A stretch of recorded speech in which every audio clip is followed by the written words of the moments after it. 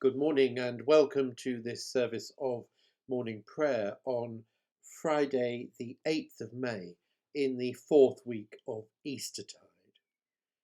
The readings today are Psalm 33, Exodus chapter 35, verses 20 to chapter 36, verse 7, and from the Gospel according to St. Luke, chapter 4, verses 14 to 30. And today we remember Mother Julian of Norwich, that famous English female mystic, of whom I will be talking a little bit more later. And this morning I'm going to use words from the Iona Abbey worship book and the Book of Common Prayer.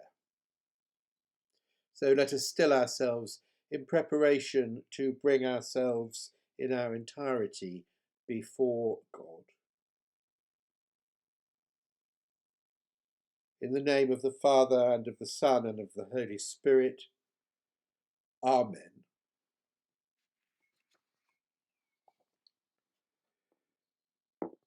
May we be wakeful at sunrise to begin a new day for you, cheerful at sunset for having done our work for you, thankful at moonrise, and under starshine for the beauty of your universe.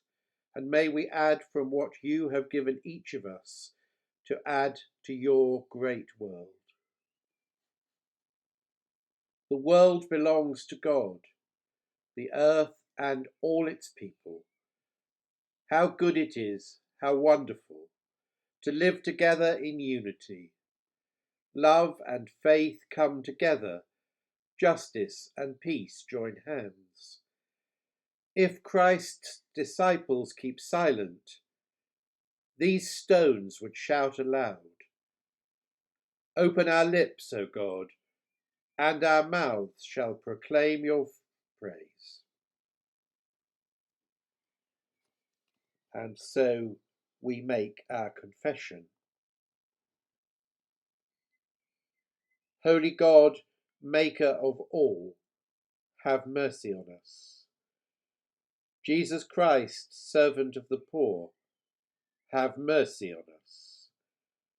Holy Spirit, breath of life, have mercy on us. Let us in silence confess our faults and admit our frailty.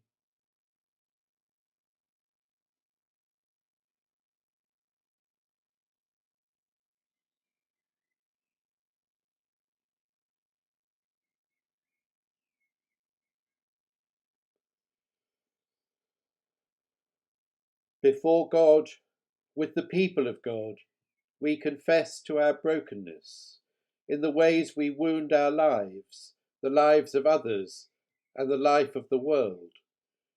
May God forgive us, Christ renew us, and the Spirit enable us to grow in love. Amen. And so we turn to our readings today, starting with our Psalm 33. Psalm 33, which is about the greatness and goodness of God. Rejoice in the Lord, O you righteous. Praise befits the upright. Praise the Lord with the lyre. Make melody to him with the harp of 10 strings. Sing to him a new song. Play skillfully on the strings with loud shouts. For the word of the Lord is upright, and all his work is done in faithfulness. He loves righteousness and justice. The earth is full of the steadfast love of the Lord. By the word of the Lord the heavens were made, and all their host by the breath of his mouth. He gathered the waters of the sea as in a bottle. He put the depths in storehouses. Let all the earth fear the Lord. Let all the inhabitants of the world stand in awe of him. For he spoke, and it came to be. He commanded, and it stood firm. The Lord brings the counsel of the nations to nothing. He frustrates the plans of the people. The counsel of the Lord stands forever, the thoughts of his heart to all generations. Happy is the nation whose God is the Lord, the people whom he has chosen as his heritage. The Lord looks down from heaven. He sees all humankind. From where he sits enthroned, he watches all the inhabitants of the earth. He who fashions the heart of them all and observes all their deeds. A king is not saved by his great army. A warrior is not delivered by his great strength. The war horse is a vain hope of victory, and by its great might it cannot save. Truly the eye of the Lord is on those who fear him, on those who hope in his steadfast love to deliver their soul from death and to keep them alive in famine. Our soul waits for the Lord. He is our help and shield. Our heart is glad in him, because we trust in his holy name. Let your steadfast love, O Lord, be upon us, even as we hope in you. Glory to the Father, and to the Son, and to the Holy Spirit, as it was in the beginning, is now, and shall be forever. Amen. And so we continue in our reading of the book of Exodus, continuing in chapter 35, starting at verse 20.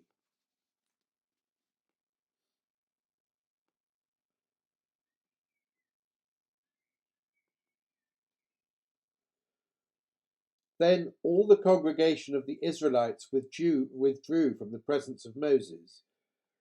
And they came, everyone whose heart was stirred, and everyone whose spirit was willing, and brought the Lord's offering to be used for the tent of meeting, and for all its service, and for the sacred vestments. So they came, both men and women, all who were of willing heart, brought brooches and earrings and signet rings and pendants, all sorts of gold objects, everyone bringing an offering of gold for the Lord. And everyone who possessed blue or purple or crimson yarn or fine linen or goat's hair or tanned ram skins or fine leather brought them. Everyone who could make an offering of silver or bronze brought it as the Lord's offering, and everyone who possessed acacia wood of any use in work brought it. All the skilful women spun with their hands, and brought what they had spun in blue and purple and crimson yarns and fine linen. All the women whose hearts moved them to use their skills spun the goat's hair. And the leaders brought onyx stones and gems to be set in the ephod and the breastplate, and spices and oil for the light, and for the anointing oil, and for the fragrant incense.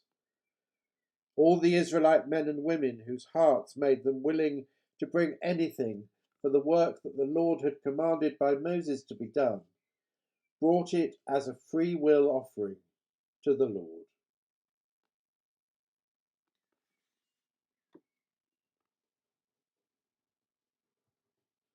Then Moses said to the Israelites, "See, the Lord has called by name Bezalel, son of Uri, son of Hur, of the tribe of Judah.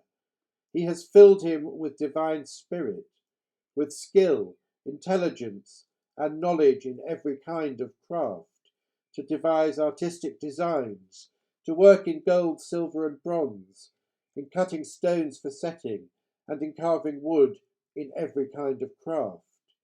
And he has inspired him to teach, both him and Aholiab, son of Ahisamach, of the tribe of Dan.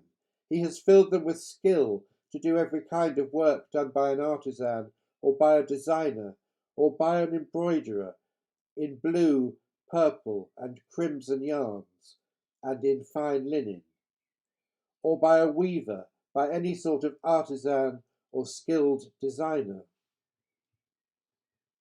Bezalel and Aholiab, and every skilful one to whom the Lord had given skill and understanding to know how to do any work in the construction of the sanctuary, shall work in accordance with all that the Lord has commanded.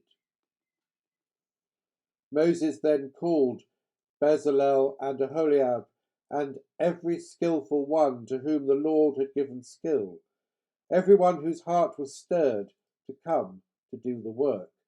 And they received from Moses all the freewill offerings that the Israelites had brought for doing the work on the sanctuary. They still kept bringing him freewill offerings every morning, so that all the artisans who were doing every sort of task on the sanctuary came each from the task they performed, and said to Moses, "People are bringing much more than enough to do the work that the Lord has commanded us to do." So Moses gave command, and the word was proclaimed throughout the camp. No man or woman is to make anything else as an offering for the sanctuary. So the people was restrained from bringing, for what they had already brought was more than enough to do all the work. Hear what the Spirit is saying to the church. Thanks be to God.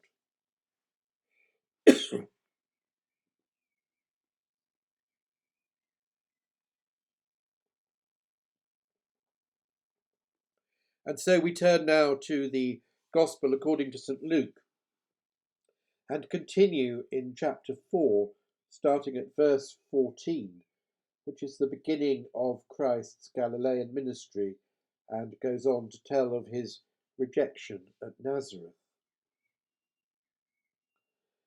Then Jesus, filled with the power of the Holy Spirit, returned to Galilee, and a report about him spread through all the surrounding country. He began to teach in their synagogues and was praised by everyone. When he came to Nazareth, where he had been brought up, he went to the synagogue on the Sabbath day as was custom. He stood up to read, and the scroll of the prophet Isaiah was given to him. He unrolled the scroll and found the place where it was written, "The Spirit of the Lord is upon me, because he has anointed me to bring good news to the poor. He has sent me to proclaim release to the captives and recovery of sight of the blind, to let the oppressed go free, to proclaim the year of the Lord's favour." And he rolled up the scroll, gave it back to the attendant, and sat down. The eyes of all in the synagogue were fixed on him. Then he began to say to them, "Today this scripture has been fulfilled in your hearing." All spoke well of him and were amazed at the gracious words that came from his mouth. They said, "Is not this Joseph's son?" He said to them, "Doubtless you will quote to me this proverb, 'Doctor, cure yourself.' And you will say, 'Do here also in your hometown the things that we have heard you did at Capernaum.'" And he said, "Truly I tell you, no prophet is accepted in the prophet's hometown. But the truth is, there are many widows in Israel in the time of Elijah, when the heavens were shut up 3 years and 6 months, and there was a severe famine over all the land. Yet Elijah was sent to none of them, except to a widow at Zarephath in Sidon. There were also many lepers in Israel in the time of the prophet Elisha, and none of them was cleansed except Naaman the Syrian." When they heard this, all in the synagogue were filled with rage. They got up, drove him out of the town, and led him to the brow of the hill on which their town was built, so that they might hurl him off of the cliff. But he passed through the midst of them and went on his way. This is the word of the Lord. Thanks be to God.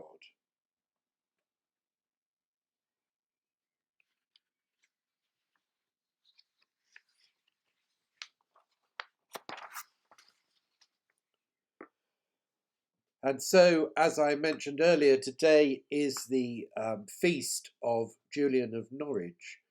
And I thought I would read to you an extract from a piece written for Reform magazine in 2014 by David Cornick about Julian of Norwich. Transparency, equality, and ecology are amongst the preoccupations of our time. It is because she speaks to each of them that an unknown woman of the 14th century has become such a valued spiritual guide for our days. We call her Julian of Norwich because her anchorite cell was attached to the Church of St. Julian, right at the heart of the bustling city, not far from the docks. In May 1373, aged 30, she hovered between death and life and was granted a series of showings or revelations of God's love. She recovered and recorded them in the first book in English written by a woman, known as the Short Text. Some have speculated that she may have been a learned nun, others that she was unlettered, and yet others that she was a widow who had had children. What we know is that she recovered from her illness, became an anchorite, and spent the next 20 years pondering those showings. She wrote those reflections down, and they made up the long text. One of today's most learned students of medieval thought considers the long text to be one of the greatest works of medieval theology, of the same quality as Anselm, Bernard of Clairvaux, and Thomas Aquinas. Together, the short text and the long text are better known as a revelation of divine love. Just as mysteriously, once written, the book seemed to have been almost forgotten until the late 19th century, and interest in the writer was not really aroused again until the first modern edition of her work was produced in 1901.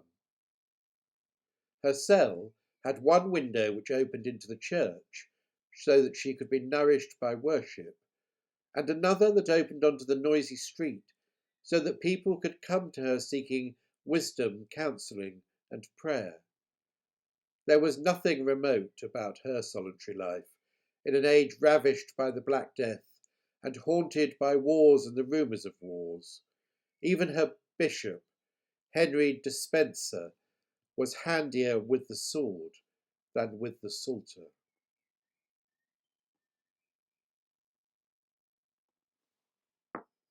And so we turn to our time of prayer.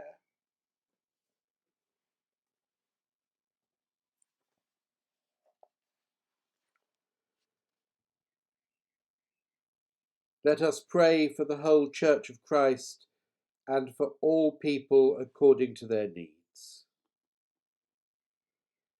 Almighty and everlasting God, we humbly beseech thee to inspire continually the universal Church with the spirit of truth, unity, and concord, that all who confess thy holy name may agree in the truth of thy holy word and live in unity and godly love. Lord, in thy mercy, hear our prayer. Give grace, O Heavenly Father, to all bishops, priests, and deacons, and specially to thy servant Andy, our bishop, that they may be, by their life and doctrine, proclaim thy truth and living word, and rightly and duly administer thy holy sacraments. Lord, in thy mercy, hear our prayer. To all thy people give thy heavenly grace, and specially to this congregation in Bro Ivionydd during this coronavirus pandemic, that they may serve thee in holiness and righteousness all the days of their life. Lord, in thy mercy, hear our prayer. We beseech thee, O Lord, to direct with thy heavenly wisdom those who rule over the nations of the world, that thy people may be faithful and justly governed. Bless thy servant Elizabeth, our Queen, and all who exercise authority under her. Lord, in thy mercy, hear our prayer. Of thy goodness, O Lord, help and comfort all those who are in trouble, sorrow, need, sickness, or any other adversity, granting them a happy issue out of all their afflictions. Lord, in thy mercy, hear our prayer. We commend to thy gracious keeping, O Lord, all thy servants departed this life in thy faith and fear, beseeching thee to grant us with them everlasting light and peace. Lord, in thy mercy, hear our prayer.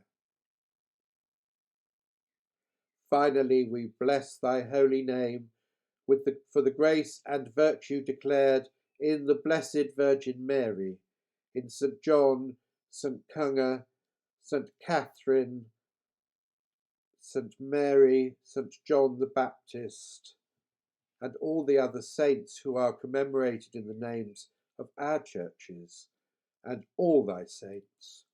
Grant that we, rejoicing in their fellowship and following their good examples, may at thy Son's appearing be set with them on his right hand, and be made partakers of thy heavenly kingdom. Hear us, O Heavenly Father, for the sake of Jesus Christ, our only mediator and advocate, to whom with thee and the Holy Spirit be all honour and glory, world without end. Amen.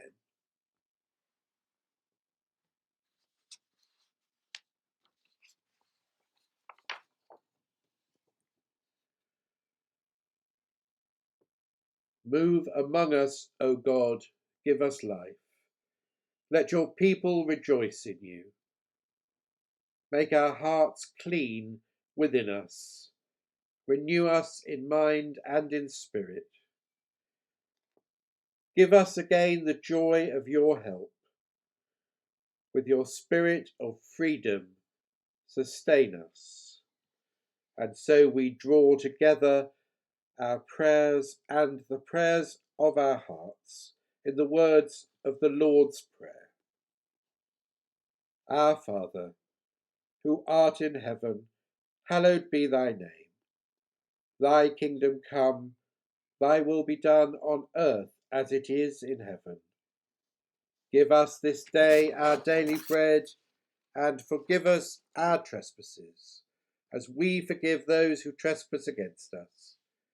And lead us not into temptation, but deliver us from evil.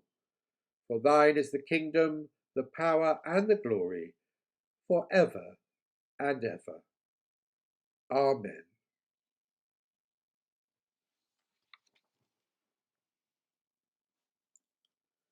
And the collect for today.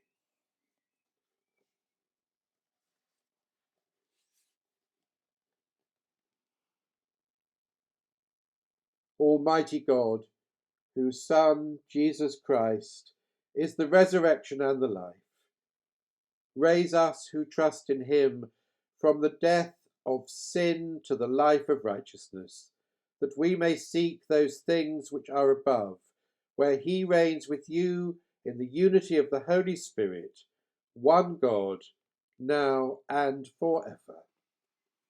Amen.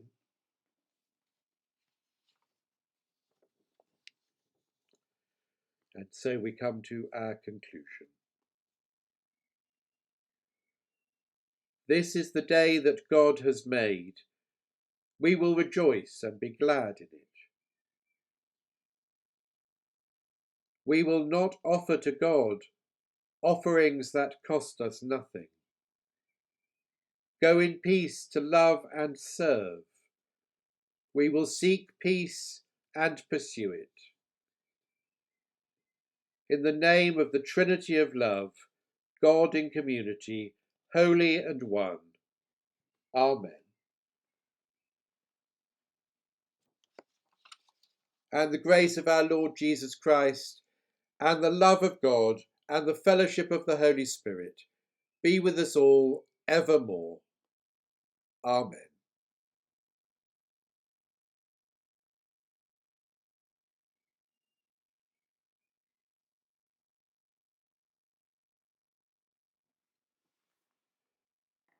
God bless and keep safe.